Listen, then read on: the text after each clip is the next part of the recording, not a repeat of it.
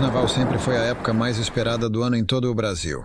As ruas do Rio de Janeiro se enchiam de cores, música e alegria. Mas, em 1999, o carnaval ganhou um tom sombrio que jamais seria esquecido. Beatriz, uma jovem carioca de 23 anos, estava ansiosa para o carnaval daquele ano. Ela e suas amigas tinham planejado cada detalhe de suas fantasias e roteiros de festa. No entanto, o que deveria ser uma celebração se transformou em um pesadelo. À medida que a noite caía, uma névoa densa e inexplicável começava a envolver as ruas da cidade. Ela não era como as brumas comuns do litoral. Tinha uma qualidade quase palpável, como se estivesse viva. Os postes de luz emitiam um brilho opaco, tornando as sombras mais profundas e os cantos mais escuros. Os sons do samba e da festa pareciam abafados, como se a cidade estivesse segurando a respiração, antecipando algo sinistro prestes a emergir das profundezas da névoa. No segundo dia de festa, o sol começava a se pôr, tingindo o céu carioca com tons de laranja e roxo. As ruas estavam repletas de foliões, e a música ecoava por todos os cantos. Beatriz, com sua fantasia cintilante, dançava ao ritmo do samba, perdida na euforia do momento. Foi então que de uma esquina distante surgiu uma figura enigmática. Um homem mascarado, vestido de diabo, com uma capa vermelha esvoaçante e chifres pontiagudos. Seus olhos, mesmo por trás da máscara, brilhavam com uma intensidade perturbadora. Ele começou a dançar, e cada movimento seu era hipnótico, quase sobrenatural. Havia algo nele que era diferente de qualquer outro folião, algo quase magnético. Beatriz, capturada por essa dança misteriosa, sentiu-se inexplicavelmente atraída por ele. Era como se uma força invisível a puxasse em sua direção. Ela tentou resistir, mas seus pés a levaram cada vez mais perto do mascarado. A multidão ao redor parecia desaparecer, e tudo o que restava era a dança sedutora do diabo. Sem perceber, Beatriz se viu seguindo o mascarado por ruas e vielas, até que ele a conduziu a um beco escuro e silencioso, longe da festa e dos olhares curiosos. A música do carnaval agora era apenas um sussurro distante, e a única luz vinha de um poste solitário no final do beco, projetando sombras dançantes nas paredes de pedra. Lá o ambiente era opressor. O silêncio do beco contrastava fortemente com a cacofonia do carnaval. A única luz vinha de um poste solitário, fazendo a sombra do mascarado se alongar e dançar sinistramente no chão. Ele parou a uma curta distância dela. Sua respiração pesada e irregular era o único som audível. A máscara que ele usava parecia ainda mais ameaçadora de perto, com detalhes grotescos que Beatriz não havia notado anteriormente. Os olhos por trás da máscara eram o pior de tudo. Vazios, sem alma, como pochos negros sugando toda a esperança. O mascarado começou a murmurar algo em um idioma desconhecido. Sua voz era rouca e cada palavra parecia carregada de intenções malignas. Beatriz podia sentir o ar ao seu redor ficando mais frio e uma sensação de peso em seu peito. Ela tentou se mover, tentou gritar, mas seu corpo não respondia. Era como se estivesse presa em um pesadelo, incapaz de acordar. A proximidade do mascarado era sufocante. Ele estendeu a mão em direção a ela, dedos longos e pálidos se movendo lentamente. Beatriz, em um último esforço desesperado, conseguiu romper a paralisia que a prendia. Ela recuou, tropeçando e caindo no chão. O mascarado hesitou por um momento, dando a Beatriz a chance de se levantar e correr, deixando para trás o beco e o terror que quase a consumiu. Ao voltar para a multidão, Beatriz procurou por Clara, uma colega de trabalho que estava no carnaval com ela.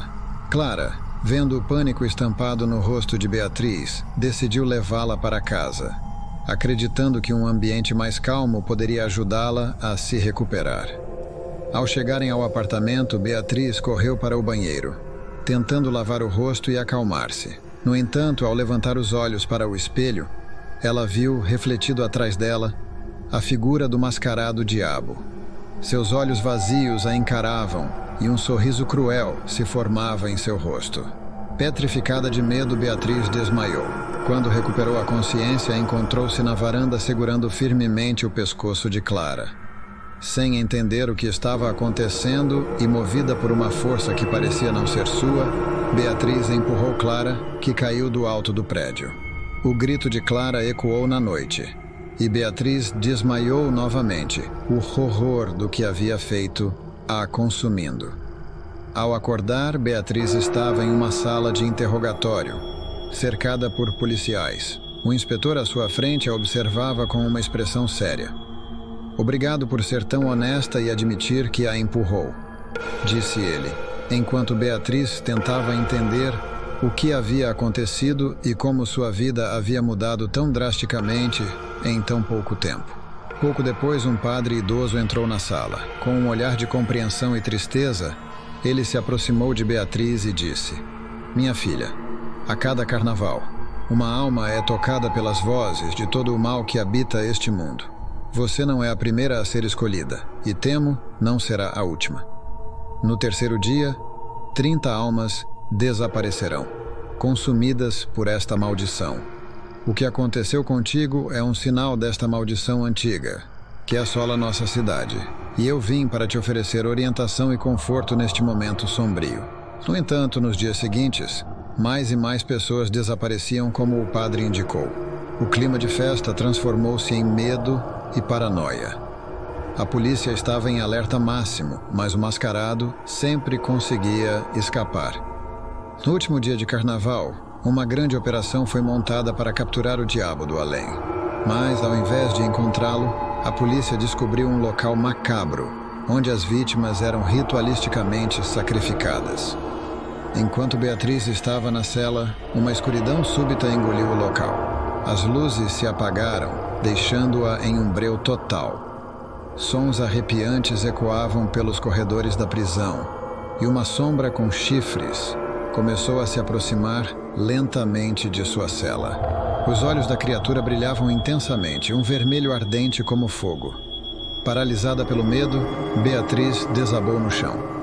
Quando recuperou a consciência, encontrou-se no mesmo casarão abandonado que a polícia havia investigado horas antes. O cheiro de morte permeava o ar. Ao seu redor estavam os corpos de 30 pessoas, dispostos em um círculo ritualístico. De repente, o rosto do diabo apareceu diante dela, tão perto que ela podia sentir seu hálito gélido. Beatriz queria gritar, mas sentiu-se paralisada, lágrimas escorrendo por seu rosto. O diabo sussurrou que ela era o último sacrifício necessário para libertar as almas do inferno e trazê-las de volta a este mundo. Ele desapareceu em uma nuvem de fumaça. Do fundo da sala, o padre começou a caminhar lentamente em sua direção. "Apenas um de nós sairá daqui esta noite, e temo que não serei eu", disse ele com determinação. O chão começou a tremer, e o diabo, em um ímpeto de raiva, avançou em direção ao padre. Mas Beatriz, em um ato de coragem, pulou nas costas da criatura, dando ao padre a chance de recitar palavras sagradas que paralisaram o diabo. No último verso do encantamento, a polícia irrompeu no casarão. O diabo, em um último esforço, usou seus poderes para fazer um dos policiais atirar, atingindo o padre. Beatriz gritou e caiu, desmaiando. Ao acordar, ela estava em um hospital, cercada por policiais. Um deles, com um olhar de incredulidade, disse: "Não sei o que vi, ninguém acreditaria em mim, mas sei que você viu o mesmo. Seja lá o que era, desapareceu e tenho certeza de que um dia voltará. Você não está sozinha nessa jornada." 9 meses depois, em sua casa, Beatriz recebeu uma carta. Era do padre. "Querida Beatriz, você é especial e a chave para o equilíbrio deste mundo. Nos tempos de escuridão, use esta pulseira e nada poderá te deter. Nunca, nem por um segundo, tire esta pulseira de você. Sei que você será a protetora que precisamos e espero merecemos." Beatriz chora, sabendo que a história ainda não terminou. Galera, inscreva-se no canal e abrace a escuridão.